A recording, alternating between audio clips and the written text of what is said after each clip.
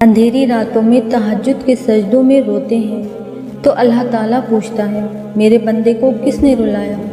تو فرشتے اللہ تعالیٰ سے فرماتے ہیں یا اللہ تیرا بندہ کب سے رو رہا ہے، تو جانتا ہے کہ اس کے دل میں کیا ہے، اس کے لیے آسانیاں فرما دے۔ تو اللہ تعالیٰ فرماتا ہے وہ اس چیز کے لیے رو رہا ہے جو اسے بہت پیاری تھی اور اس نے اسے کھو دیا۔ پھر اللہ تعالیٰ فرماتا ہے میرے بندے تو نے جو چیز کھویا ہے میں اس سے بھی بہترین سے تجھے نوازنے والا ہوں کہ تم اس کھوئی ہوئی چیز کو بھول جاؤ گے۔ جس رات نیند نہ آ رہی ہو اس رات اللہ تعالیٰ چاہتا ہے کہ مجھ سے میرا بندہ باتیں کرے، اپنے دل کا بوجھ ہلکا کرے، جو بھی من میں ہے سب کہہ دے، آنکھوں میں جتنے بھی آنسو ہیں جو تم نے کب سے چھپائے ہوئے ہیں اس کو بھی بہا دے، کیونکہ اللہ کے سوا کوئی بھی نہیں جو تمہارے دل کے بوجھ کو ہلکا کر سکے۔ اس کے در پر جا کر صرف ایک بار کہہ دو اللہ میرے پیارے اللہ میں آ گئی، بس مجھے تھام لے، اپنی رحمت کے سائے میں مجھے سمیٹ لے، کوئی نہیں آپ کے سوا جو مجھے سنے۔ پھر تم دیکھنا کیسے وہ تھام لے گا۔ اور وہ رات تہجد کی رات سے بہتر کوئی رات نہیں۔ تہجد بہت خوبصورت عبادت ہے جہاں کچھ ملے یا نہ ملے رب ضرور مل جاتا ہے۔ تہجد ایک ایسا سکون ہے جب عادت ہو جائے تو پڑھے بغیر سکون نہیں ملتا۔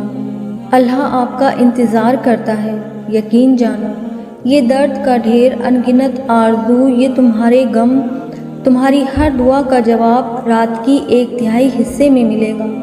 اپنے دل کی کیفیت اسے بتایا کرو کہ تم کیا محسوس کر رہے ہو۔ یقین جانو وہ رب بہت پیار سے سنتا ہے، اس کے سامنے رو لینے سے ہی دل میں سکون اتر جاتا ہے۔ بے شک وہ دلوں کا ہمراز ہے، اور اگر تمہارے نصیب میں بہتر ہوا تو تمہاری تہجد کی دعاؤں کی وجہ سے وہ تمہیں بہت جلد حاصل ہو جائے گا۔ جس کا تمہیں انتظار ہے، جس کے لیے تم روتے ہو، جس کے لیے تم راتوں کو اٹھ اٹھ کر دعائیں مانگتے ہو، جو شدت سے مانگا جائے وہ ضرور ملتا ہے۔ اللہ تعالیٰ آپ کی طرف ضائع نہیں جانے دیتا، وہ دلوں کے حال سے بخوبی واقف ہے۔ اگر نصیب میں بہتر ہوا تو جو تم چاہتے ہو تمہیں وہی ملے گا۔ وہ نصیب لکھنے والی ذات ہے جو دلوں میں خواہش ڈالتا ہے، وہ ان خواہشوں کو نصیب میں بدلنے پر بھی قادر ہے، اور وہ ایسا وقت بہت جلد لائے گا جب تم اپنی آنکھوں سے اپنے لیے موزے ہوتے دیکھو گے۔ صبر سے مت اکتاؤ، اگر اللہ چاہتا تو پلک جھپکنے سے پہلے تمہاری خواہش کو پورا کر دیتا۔ وہ تمہاری امید اور فکر کے آنسو سے پوشیدہ نہیں ہے، وہ تمہاری حالت کو ٹھیک کرنے سے عاجز نہیں ہے، لیکن وہ ان لوگوں سے محبت کرتا ہے جو بار بار دعا مانگتے رہتے ہیں۔ تم تھک گئے ہو، بس تھوڑا سا انتظار باقی ہے۔ تمہاری چاہت کو اللہ کی چاہت بنانے کے لیے تھوڑی اور اطاعت باقی ہے۔ جس آزمائش کے لیے اللہ نے تمہیں چنا ہے اس کا تو ابھی انعام باقی ہے۔ دعا مانگتے رہو، ٹھیک ہو جائے گا سب، کیونکہ ابھی مشکل کے ساتھ آسانی باقی ہے۔ بالکل ویسے ہی جب نوح علیہ السلام کو شکست اپنے سامنے نظر آ رہی تھی تب انہوں نے اللہ سے مدد کی التجا کی، اور جانتے ہو اللہ نے کیسے مدد بھیجی؟ اللہ نے طوفان بھیج کر نوح علیہ السلام کی مدد کی اور انہیں فتح سے ہمکنار کر دیا۔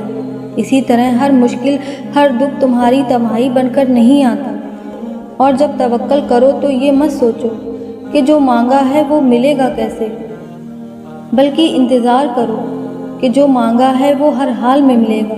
کب اور کیسے اس کا فیصلہ وسیلہ بنانے والے پر چھوڑ دو۔ دعائیں کبھی رد نہیں ہوتی، پھر وہ تہجد کی دعا ہو یا پھر فرض نماز کی، پھر وہ ہنس کر مانگی گئی ہو یا روتے ہوئے، پھر وہ کسی نمازی کی ہو یا بے نمازی کی، جو کافر کو بھی خالی ہاتھ نہیں لوٹاتا۔ تو تمہیں کیا لگتا ہے وہ تمہیں تڑپتا ہوا چھوڑ سکتا ہے؟ اللہ اس دل کو کبھی اپنے کن سے محروم نہیں رکھتا جو ٹوٹ کر بھی وقت تہجد اللہ کو منانا نہیں چھوڑتا۔ کہ تم دعائیں مانگنا نہ چھوڑو، مایوس نہ ہو۔ کیا تم نہیں جانتے جس سے تم مانگ رہے ہو وہ ہر چیز پر قادر ہے، وہ چاہے تو کیا کچھ نہیں کر سکتا؟ پھر یہ بے یقینی کیوں ہے؟ یاد رکھو یقین والوں کی دعائیں کبھی ادھوری نہیں رہتی، اور وہ یقین والوں کے لیے ایسے وسیلے بناتا ہے کہ تم سوچ بھی نہیں سکتے۔ وہ تمہیں صبر سے گزار کر تمہارے یقین کا امتحان لیتا ہے، وہ تمہیں سزا نہیں دیتا، وہ تو بس تمہیں اپنے قریب لانے کے لیے آزماتا ہے۔ انتظار کی اذیت کے بعد ہی تو یعقوب علیہ السلام کو یوسف علیہ السلام سے ملوایا گیا تھا، جسے سزا سمجھ رہے ہو۔ اس دیری میں تمہارے لیے بہتری چھپی ہوئی ہے۔